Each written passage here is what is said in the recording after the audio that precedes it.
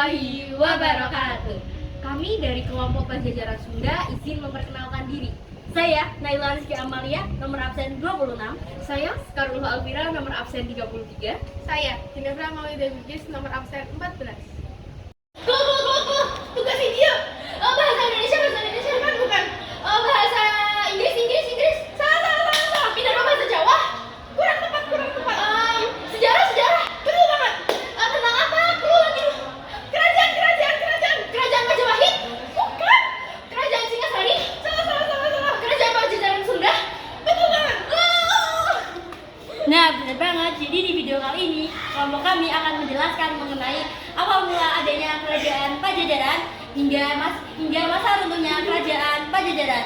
So, stay tune the video.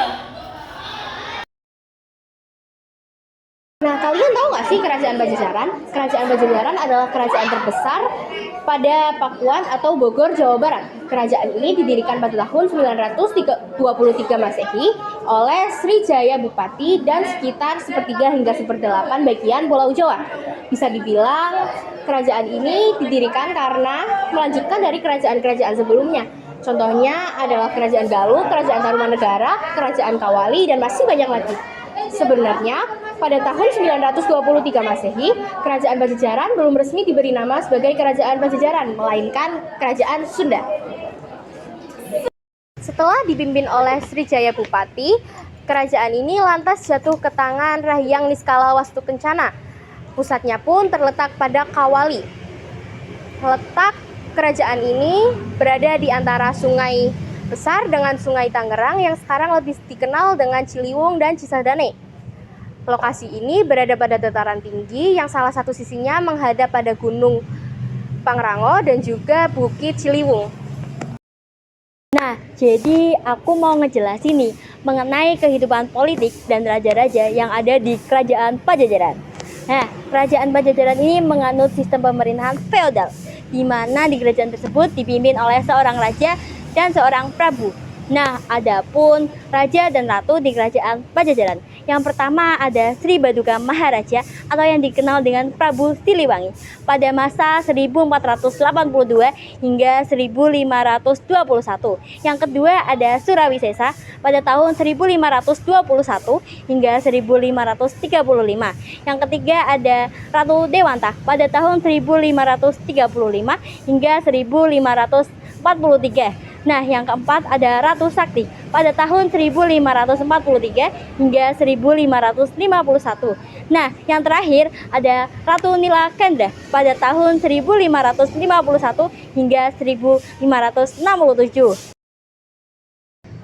Nah, masa keemasan Kerajaan Pajajaran yaitu pada masa pemerintahan Sri Baduka Maharaja, di mana pembangunan pada masa ini mencakup seluruh aspek kehidupan.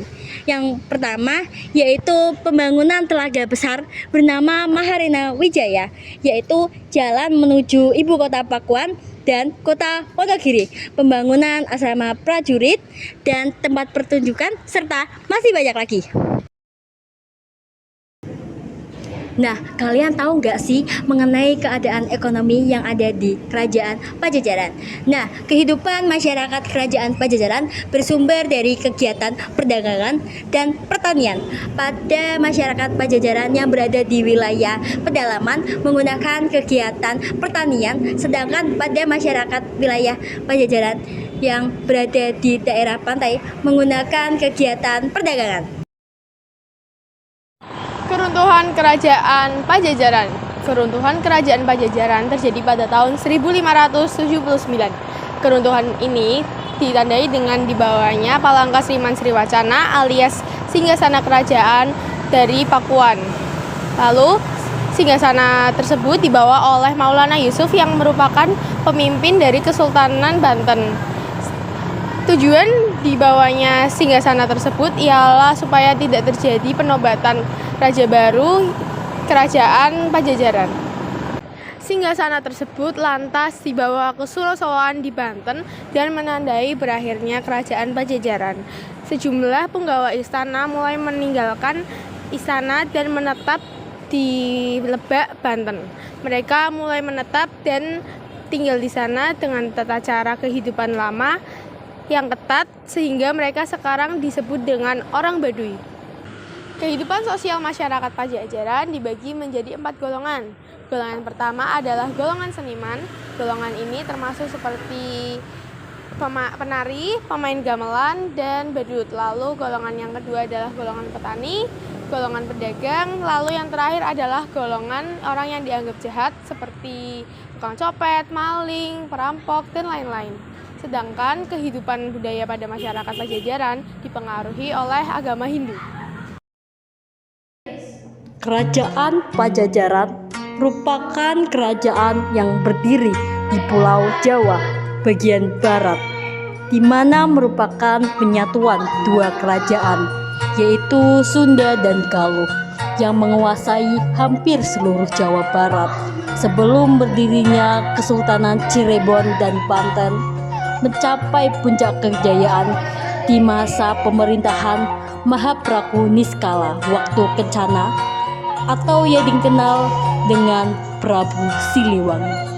Bahkan beberapa keturunan beliau gelap mengukir secara besar sebagai pendiri Kesultanan Cirebon dan Kesultanan Banten.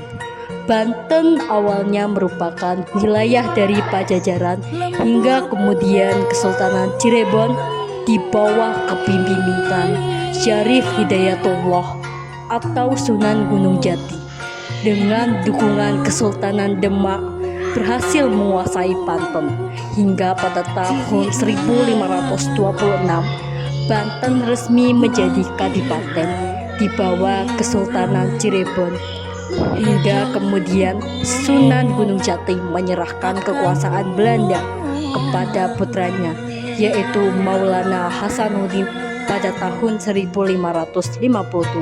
Banten menjadi sebuah kesultanan berdaulat yang dipimpin oleh Sultan Maulana Hasanuddin. Dengan semakin eratnya hubungan antara Banten dan Cirebon dan juga Demak membuat kedaulatan Pajajaran semakin melemah. Saat itu, Pajajaran di bawah kepemimpinan Prabu Surawisesa sudah mulai terjadi perselisihan antara Pajajaran dan Cirebon ataupun Banten, hingga sedikit demi sedikit banyak wilayah di bawah Pajajaran yang memilih memisahkan diri untuk kemudian bergabung dengan Kesultanan Cirebon. Dalam catatan sejarah terjadi sekurangnya 3 kali serangan dengan skala besar oleh Kesultanan Banten di wilayah Pajajaran yang mengakibatkan kerugian besar bagi Pajajaran hingga akhirnya runtuh. Dengan dukungan Cirebon dan juga Demak, Banten melancarkan serangan besar-besaran ke pusat Pajajaran yang saat itu dipimpin oleh Ratu Dewasa. Perang yang terjadi sekitar tahun 1535 hingga 1543. Meskipun dalam serangan tersebut Banten gagal menembus benteng Pajajaran, namun serangan tersebut cukup membuat pukulan besar bagi Pajajaran karena 2 pembawa besar yang gugur dalam perang tersebut.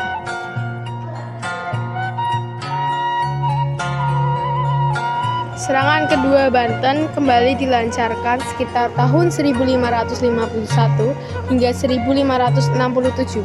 Pajajaran saat itu dipimpin oleh Prabu Nilakendra.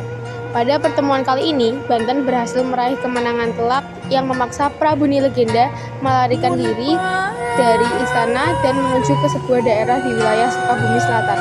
Begitulah yang tertuliskan pada sebuah naskah. Pada serangan ini membuat ibu kota Pakuan Pajajaran sehingga pusat pemerintah terpaksa dipindahkan ke Pulau Sari Pandeglang. Dan akhirnya pada serangan ketiga yang terjadi sekitar tahun 1567 hingga 1579, Pajajaran di bawah kepemimpinan Ragamulya benar-benar berhasil dihancurkan. Bahkan pada peperangan tersebut sang raja gugur dalam peperangan. Dengan demikian, maka runtuhlah kerajaan Pajajaran. Nah, jadi aku mau ngejelasin nih mengenai peninggalan sejarah pada kerajaan Pajajaran. Yang pertama adalah Serat Babad Pajajaran. Ini merupakan naskah yang berisikan mengenai silsilah raja-raja yang ada di kerajaan Pajajaran, serta awal mula lahirnya kerajaan Pajajaran dan kehidupan Sunda pada masa itu. Nah, yang kedua ada Carita Pahyangan. Ini merupakan naskah yang dibuat pada akhir abad ke-16 dan berisi mengenai awal mula adanya kerajaan Galuh, awal mula adanya kerajaan Pajajaran, dan hingga runtuhnya kerajaan Pajajaran karena adanya serangan Banten. Yang ketiga ada cerita Waruga Guru. Naskah ini dibuat pada akhir abad ke-17 hingga awal abad ke-18. Cerita ini ditulis menggunakan bahasa Sunda kuno yang ditulis pada atas kertas daluang. Cerita dibandingkan dua naskah sebelumnya, naskah ini merupakan naskah kuno termuda yang mengandung nuansa Islami. Yang keempat yaitu Prasasti Batu Tulis. Prasasti ini terletak pada Batu Tulis nomor 54, Kecamatan Bogor Selatan, Kota Bogor, Jawa Barat. Prasasti ini dibuat pada tahun 1533 Masehi oleh Raja Surawisesa atau anak dari Prabu Siliwangi. Prasasti ini ditulis karena ketertarikannya anak dari Prabu Siliwangi terhadap ayahnya. Cerita ini ditulis menggunakan bahasa Sunda kuno.